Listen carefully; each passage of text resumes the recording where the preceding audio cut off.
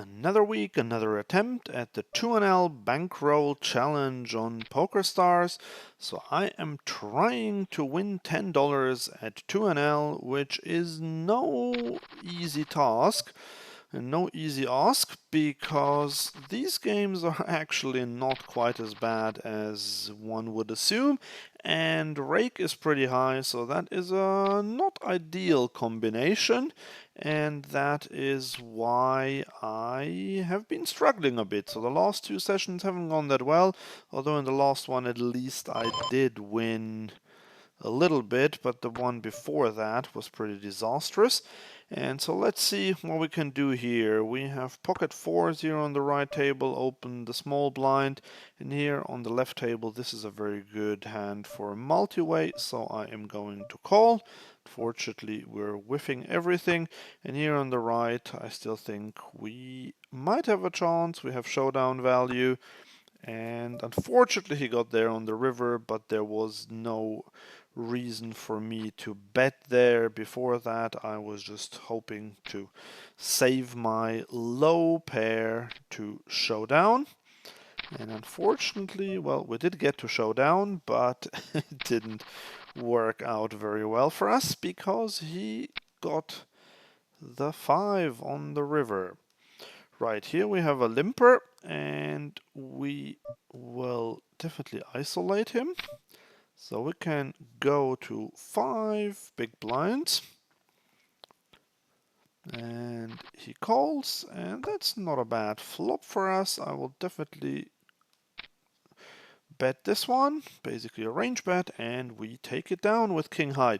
So yeah, against limpers, when I have position with a good hand, I will make it quite big. I will try to isolate them, and if they call, I will pretty much range bet, but not necessarily always. It depends on the board.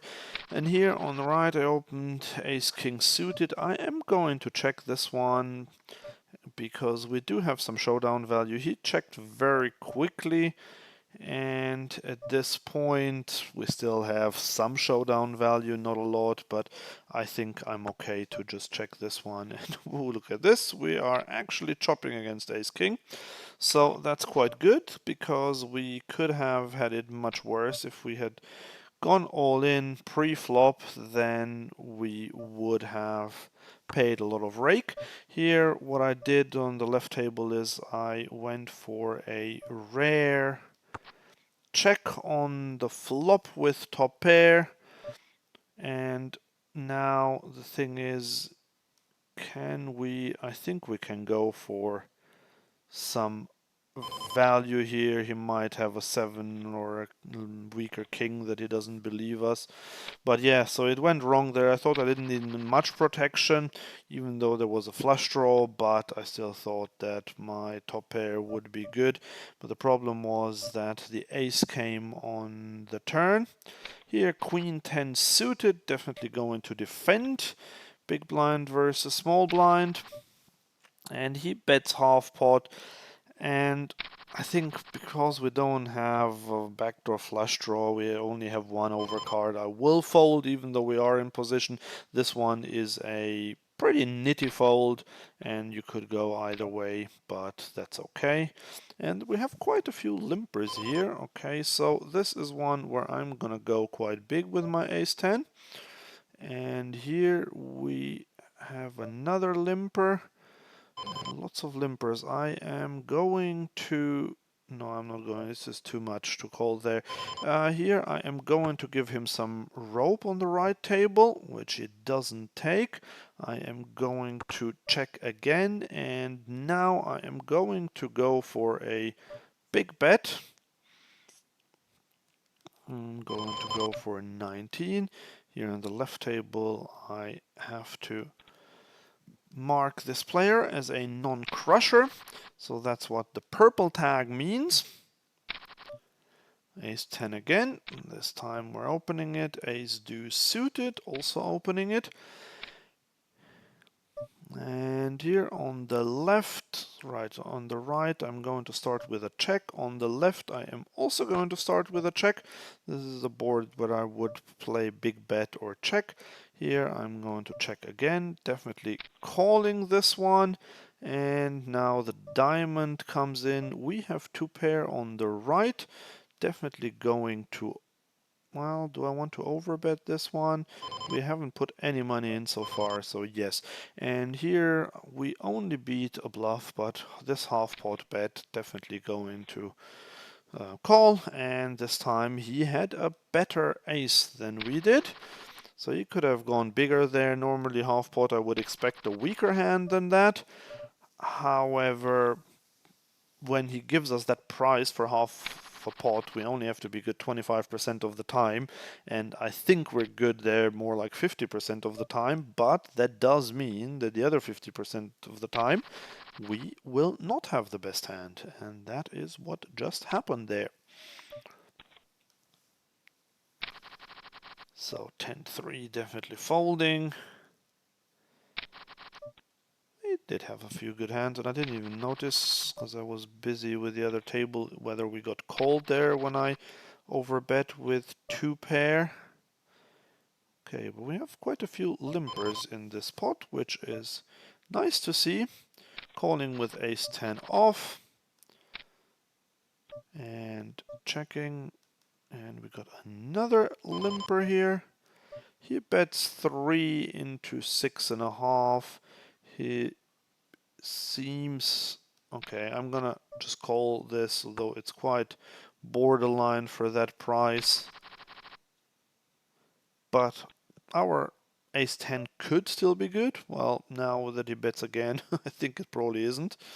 Okay, gonna fold. 9-4 suited, big blind versus the small blind. Definitely gonna fold against the 3.5x raise there.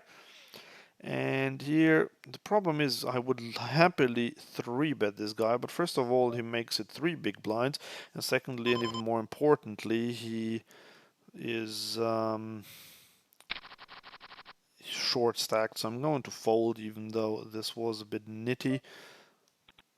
But if he had been deeper, I would definitely have 3-bet. I was considering to just call there with a pretty good suited ace, but then again, I didn't want to leave myself so vulnerable to a 3-bet squeeze. King 6 suited, let's just open this one. It's quite at the bottom of my opening range, but why not? Well, because we get called by 4 players. Right here on the right table, I'm going to start with a check, but I'm going to check raise this one. If it doesn't happen, so now I have to go for a pretty big bet. And here on the left table, we have a gut shot, but we are getting out of the way now. And unfortunately, no action on the right. Ace queen under the gun.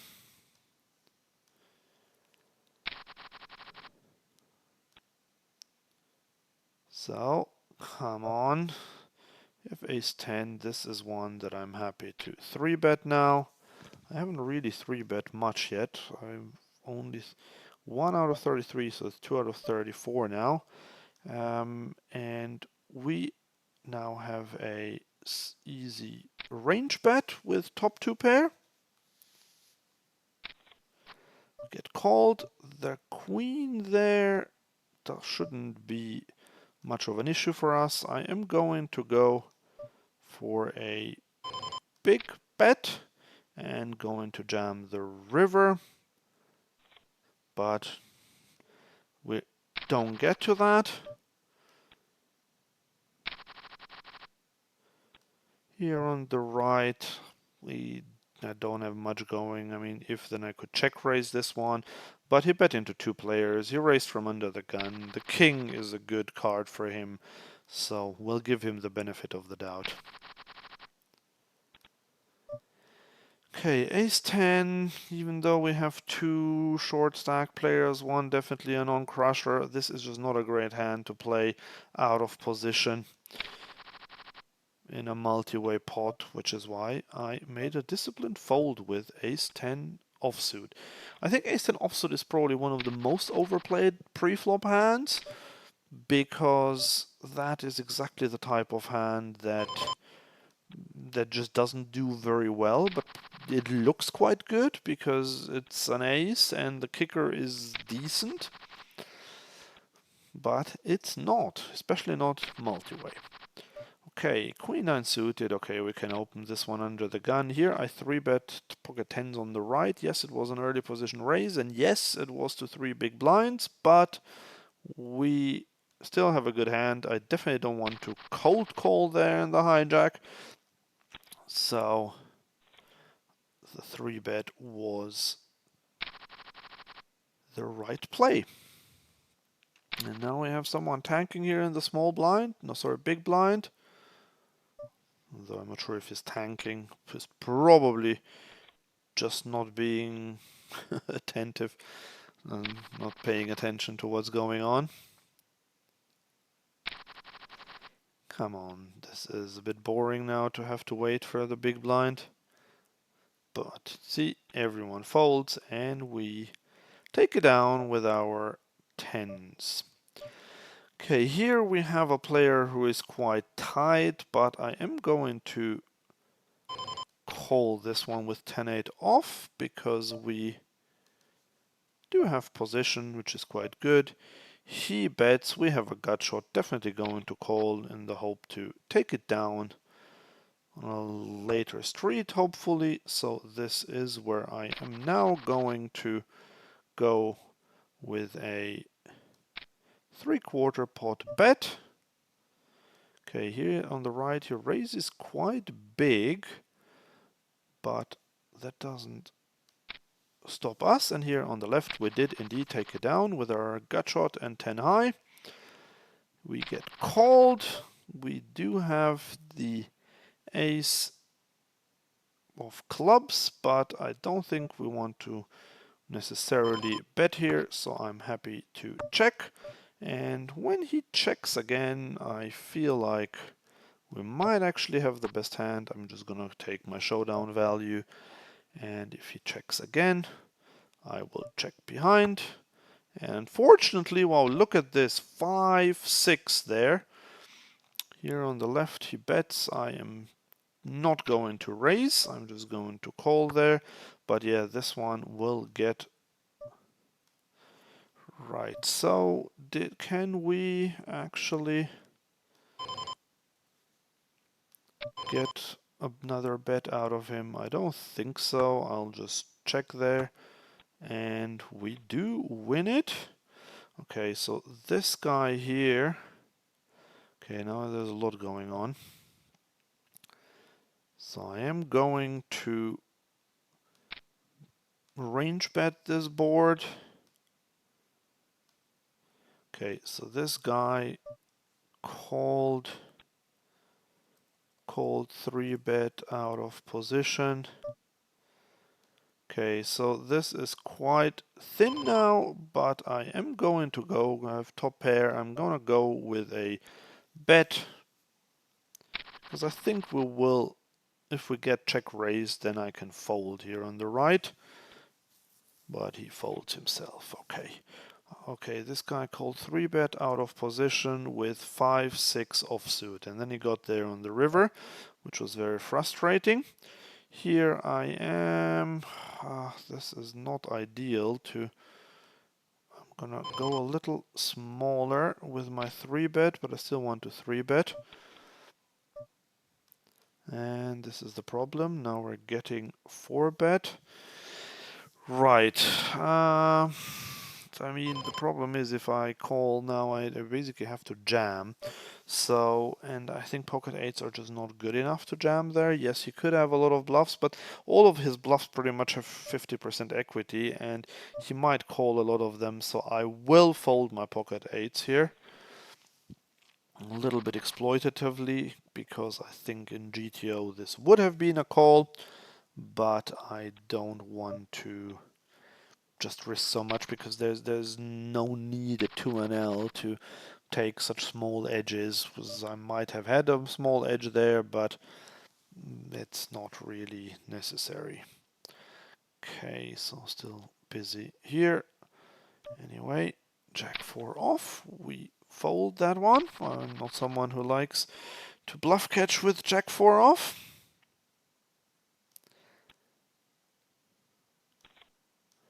So I just want to check what this guy had. Oh, he had pocket deuces. So you see, this is exactly the reason why I check out of position. Okay, I'll continue that thought soon. We have second pair, definitely calling there with the 8. And he bets again, he bets small, which is quite weird. Why would you do that? But we're definitely calling for this small bet. And here on the left, we're betting. And he bets again really small, but he triple barreled this one. So I'm not entirely sure what this means. Okay, here on the left, I'm running out of time, so I'm just calling because I'm curious. He did have the jack, wow. Okay, here now I can go for a bluff, and I'll tell you soon why. Oh, he did call with pocket nines. Okay, so this was exactly the type of hand that I was hoping to get to fold, but maybe I didn't make it big enough. But yeah, so here with a king jack, what I meant was we flop top pair. We could of course go for a c-bet where we're out of position, and you see I checked and this guy bet with his pocket deuces on this board, and because of that I was able to get another bet out of him. Otherwise he probably wouldn't have called there with pocket deuces. So that is why we love to check out of position to recreational players who will just stab way too often. Okay, here we got a limper. And this is no good board for us. But no reason. Well, actually, now it's not that bad. I am going, well, I'm gonna go 4.5 here, just if he has some ace or so. And yep, we do get, wow, he limped with ace king offsuit. Interesting. So we got there in the end and we punished him. Sadly, we weren't able to punish him more, but still pretty good. Okay, here on the left, we'll have bottom pair. I will just check this one. Also, this board kind of favors a small blind cold calling range. When he checks again, I feel pretty good about my hand, and when the king pairs, I feel even better. And now the question is whether we can get value from anything, and maybe, but I just think it's so thin that I prefer to call. So this is exactly the type of hand that maybe calls there, but I just don't think he will. Although, that's sad. Maybe I should have gone actually for the thin value bet there. Okay, let's open 9-8 suited. Here we have, well, we don't have much, so we are going to c-bet this one. And we still have decent equity, so I'm going to raise, sorry, to overbet. Here we got raised on the left, ace-10 suited for 48 big blinds. This is just too much, so unfortunately I will have to get out of the way there. Here we are checking our option with 7-4. We have another gut shot. Let's see if we can punish such a player once again. And we still don't have much, but let's see if we want to bet this one. I think, yeah, and we do get the fold. Excellent.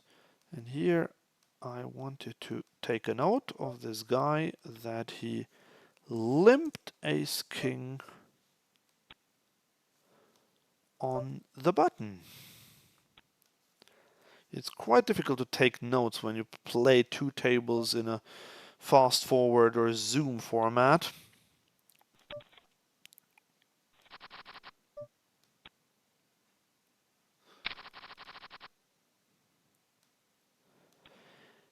Yeah, so there was one hand where I lost a lot, where I was unlucky, and that was the one where I had pocket sevens in a 3-bet pot, and I was hoping to get a hand like pocket nines to fold on the river because I figured that that would be the range there.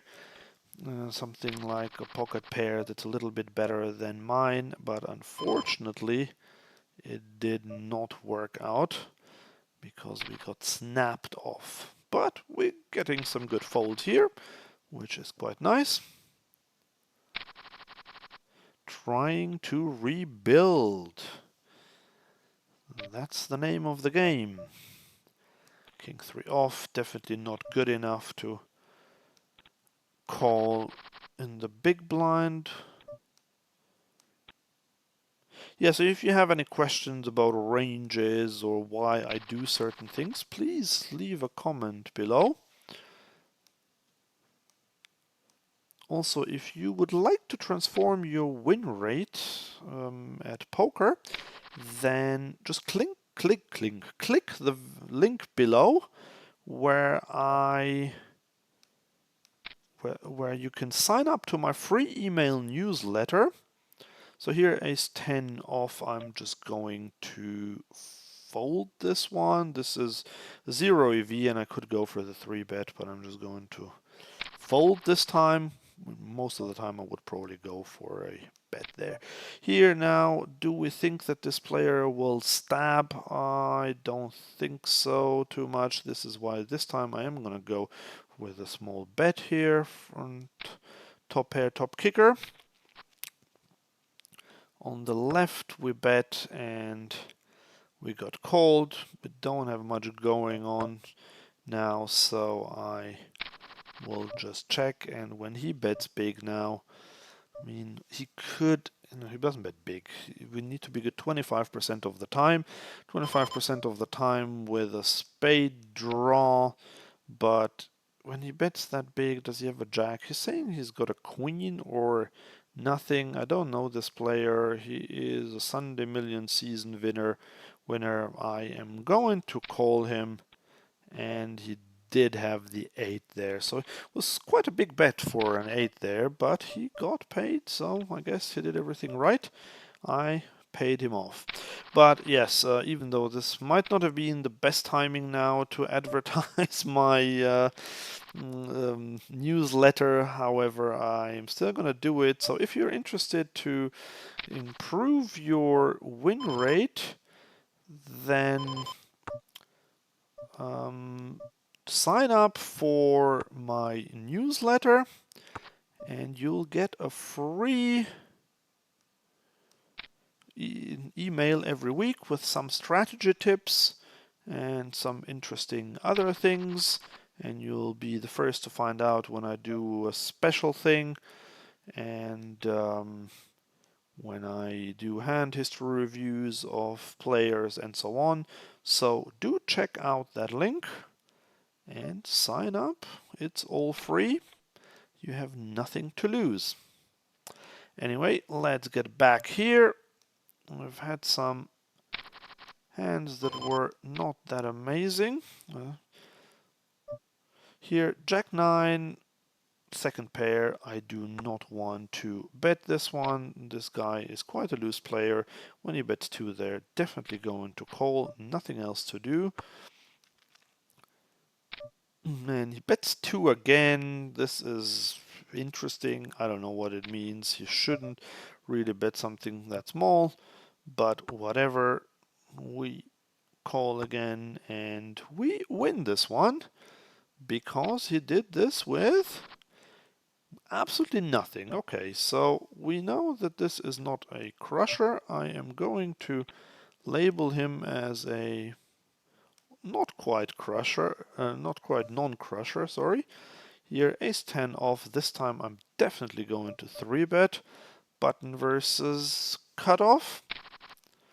So, bet small on turn and flop and turn, on flop and turn as bluff.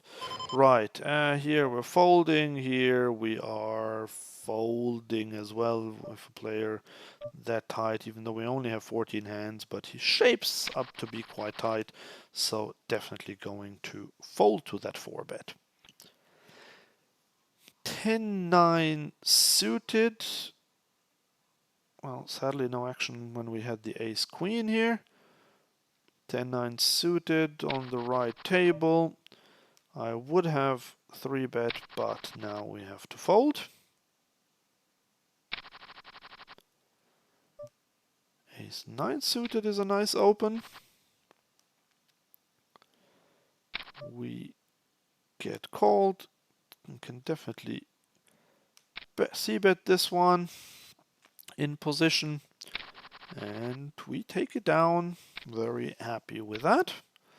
Okay, King 8 suited is not an amazing hand, but the thing is, because there is a fish who called there, I am going to make an exception and call here.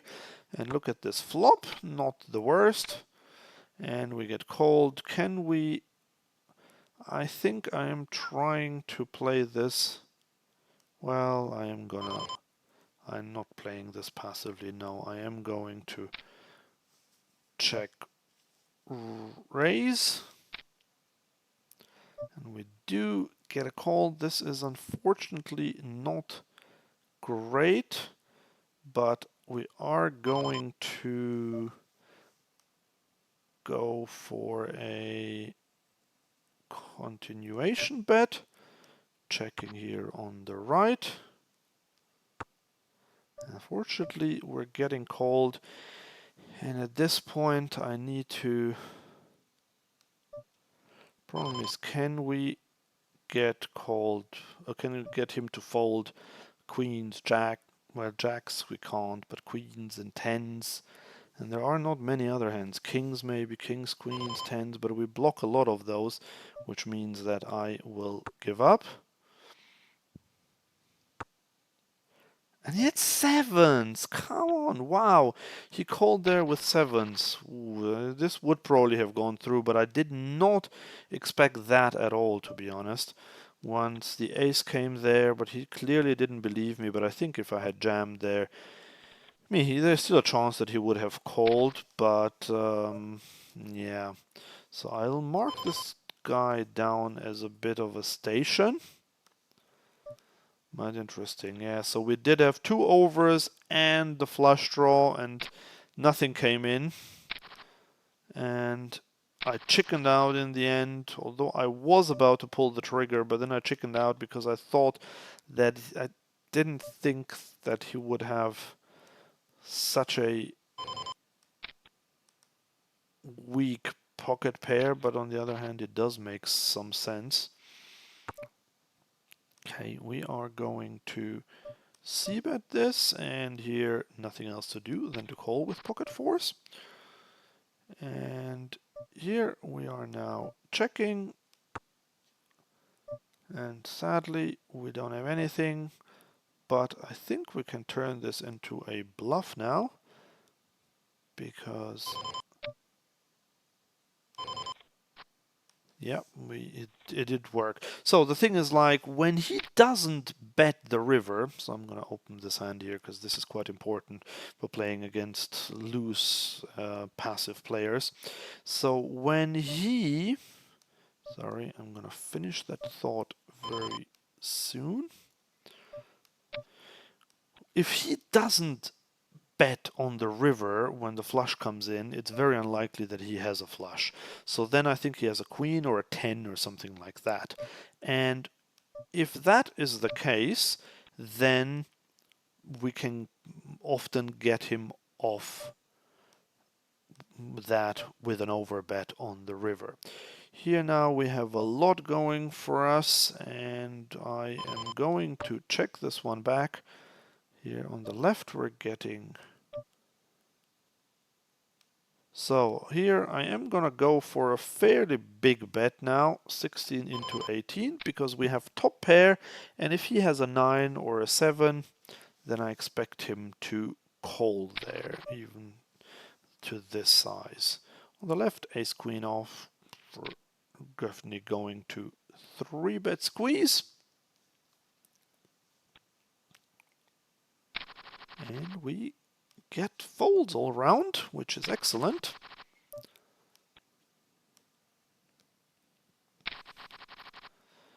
Okay, 9-7 suited, definitely opening. Jack 10 suited, definitely opening.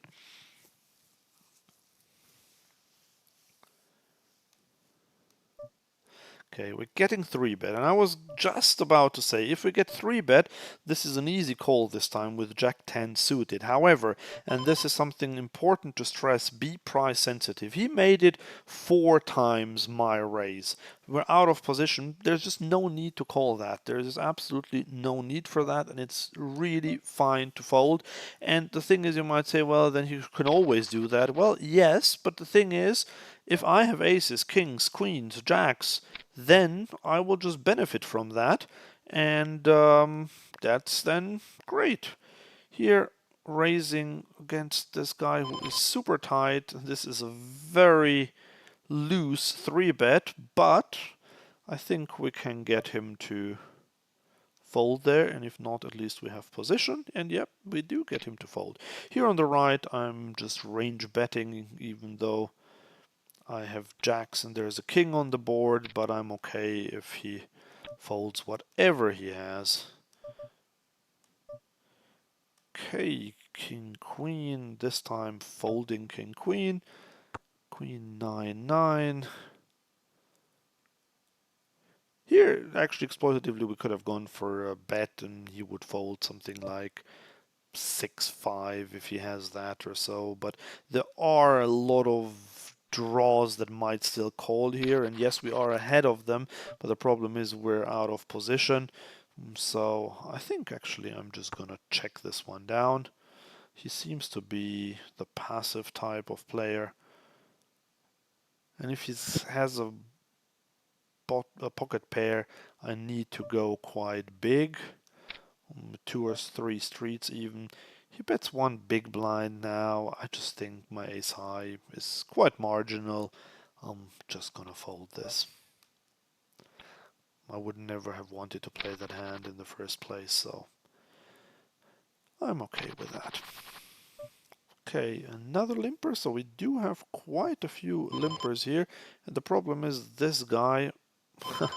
Still gonna raise him now, but if he jams, it's not good. We now have bottom pair. Definitely going to c-bet. Here, definitely going to c-bet top pair, top kicker as well. And we're getting a lot of folds. So that's the thing, like at 2NL, if you don't get folds, it kind of means that they really mean business, because you get so many folds to continuation bets. At least today, this has been quite a lot. Okay, 9 deuce, definitely not going to play. Ace 8 suited is a different story, depending on the action. Okay, so this short stack raises quite big, 3 big blinds, but still calling. And look at this beauty of a flop. And he bets pretty big. Now, if he bets that big and he's so tight, I just think that we can pretty much get it in. Like, I'm gonna go to 16, because I think if he has ace king, ace queen, ace jack, he's just not gonna fold. And now I'm just gonna jam this one. Just gonna wait a bit, make him seem like I'm thinking it through whether I do want to go for this jam. And there he calls with ace jack. Excellent. So we're running it twice and we are winning both times. Yes. Yeah, and let's see if we can do this again with ace 3 this time. Calling in the big blind. This time, not that great of a flop for us. Ace 4 suited on the right table, definitely opening this one. When he bets that big, definitely no need for me to defend there. getting out of the way very quickly and easily. Pocket jacks on the button. Okay, well, no action. We haven't had aces or kings yet. No queens either, I think. Only pocket jacks and tens. So, but I think if you followed the last few of these, you'll know that almost all of the last few times when I had aces and kings, I just got folds all the way around.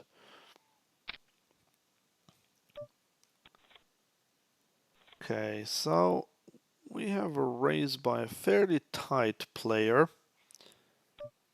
which is the reason why I am going to go for a 3-bet with ace-3 offsuit. So you can use a few ace-x offsuit for 3-betting in the big blind against the button, but I clearly picked the wrong time here.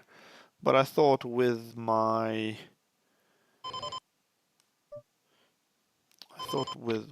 ace blocker, it's actually not that bad. Okay, here on the left we have top pair, but just not a very good one, and absolutely not range betting this one.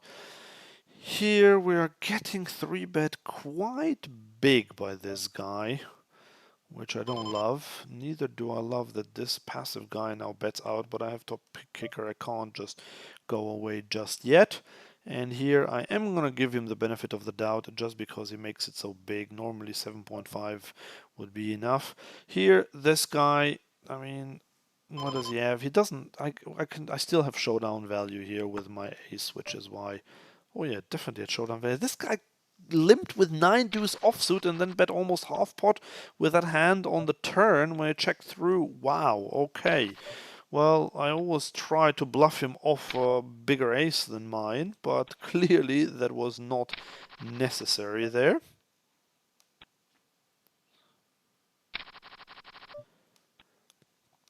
Because we got it through. Just won at showdown. So yeah, you do have, this is quite interesting about this game here, the 2NL. You do have quite a few, sorry, I need to concentrate on this one here now. The king is quite good for my range, but he called again, and now he bet 6 into 15.5, which means that he probably doesn't have clubs there, I would imagine. But I still think I want to go fairly big on this one. And here I have to fold, yeah, and we did get the fold there. So here I'm going to fold. Yeah, so the reason why I went for the raise here was because the way he played it here, when he calls the turn very quickly and then donks fairly small on the river, this looks like he's got a king or so that he doesn't want to face a big bet with. So then that's why I gave him exactly what he didn't want to face, a big bet. So I raised him there because I knew basically that my ace wouldn't be good. Here, do we get this player to bet there? I think we could get him to bet and then we can check raise. Yeah, and he does bet half pot. I am going to check raise to go to 13 with top pair, top kicker, and on the left we're calling, and this is a pretty beautiful flop for us. Definitely going to bet it. Here now I'm just checking it. I don't think we can go for too much value, but now I think we can. Here on the left I'm just continuing to bet, and here I am gonna go for this bet, almost half pot. And can we get, yeah, I think we can get called once again here by a weaker queen, or more likely by an 8. And yep, we do make money. So this is it. Oh, he had pocket jacks. Wow, okay. So that's interesting that he did that with pocket jacks. But then again, he just thought that I was bluffing, so fair enough. Right, so what I was saying is that it's quite funny at these stakes. Oh, sorry, I have to just do this again now. So I'm going to 15. This is not enough. I have to go to 18. This guy now donks, so I am going to call. And here I'm gonna go for a range bet. And now he checks. And here I am going to go for another bet, this time about half pot. And he bet small once again. And I am going to fold. And here I am just going to jam. And we do get the fold. So once the scare card came in there, we got the fold. Yep, so my third attempt now to finish my thought. At 2NL, it's quite interesting because you do get decent players. You get some players in the mix here who are just beginner regs, who are not terrible, but they're not great, but they kind of know roughly what they're doing. They're pretty tight. They don't do silly things, but they still have loads of leaks. And then you got a lot of really bad players who don't even really know how to play. They just do whatever they want. And then you have everyone in between as well. So that's why it's such an interesting one. Here I am going to bet this one because well, that's exactly what I didn't want that guy to call there. Now I have to check, I guess, and I have a gut shot. And when he does that again, I just don't think now. I think I can. Can I try to get him to fold? So I am trying to get him, well, to get him to fold. No, I'm just going to check this. He can still have a lot of ace-x there, and obviously he's never going to fold that. And when he bets like this, what bluff can he have there? I think this is... There are basically no bluffs, and so even if he does this with a pocket pair, then yeah, so I think there is no bluff there. He called on the flop. Yes, it was a small bet, but what, king jack or so? I just don't think so, especially because he had a player behind him to act. So I will have to fold this one, unfortunately. Maybe I should have overbet there on the river, but I just think he has too much ace-x still there that he just doesn't want to bet on the turn. Because I could also be slow playing something. Here on the right, definitely going to 3-bet my pocket sevens against a guy who seems to overfold to 3-bets. So 5 out of 6 times he has folded to 3-bets. Queen Jack, definitely gonna call. Could have considered 3-betting. Now we have an open ender. With the open ender, definitely going to go for a stab. Get called, the ace. I am going to overbet this one, and I am going to go big on the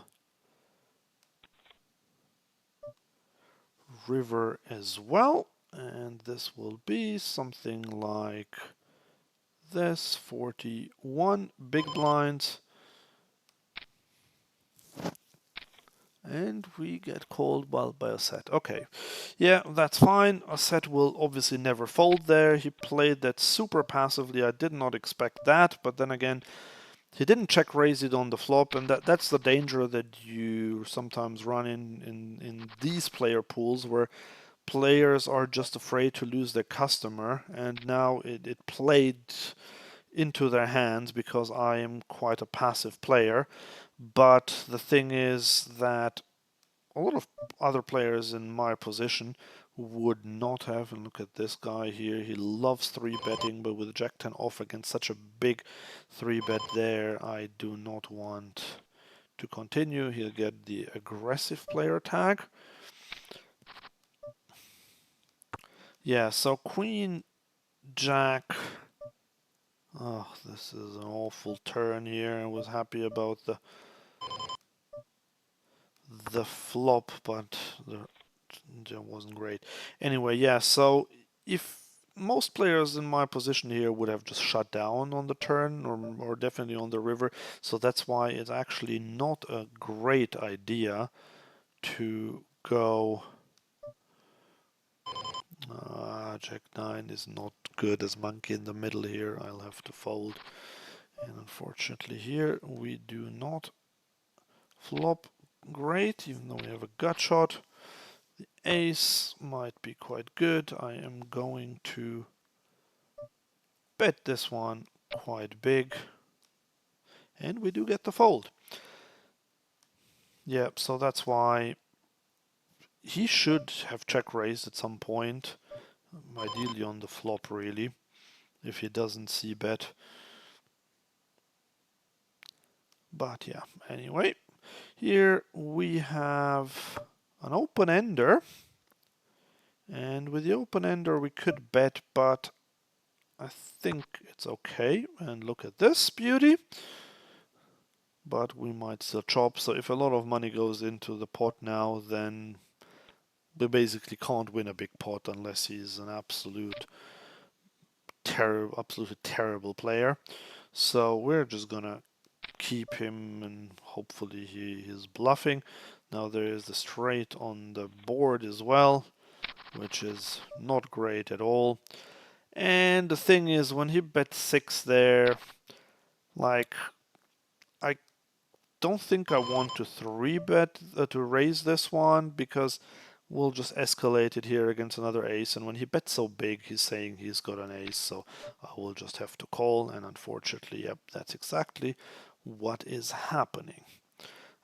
Here we can start with a range bet, even though there is a jack on the board, but I'm happy to fold out equity against me, so that is fine. Okay, I'm gonna make this the last orbit, and then we'll check how we actually did today. So just stay tuned for that. Queen 10. This is one where I was gonna say I can go for a c-bet, but not once he bets there. It leads into me. We don't even have proper backdoors going, so absolutely nothing else to do than to fold. Pocket sevens. This might be the last hand.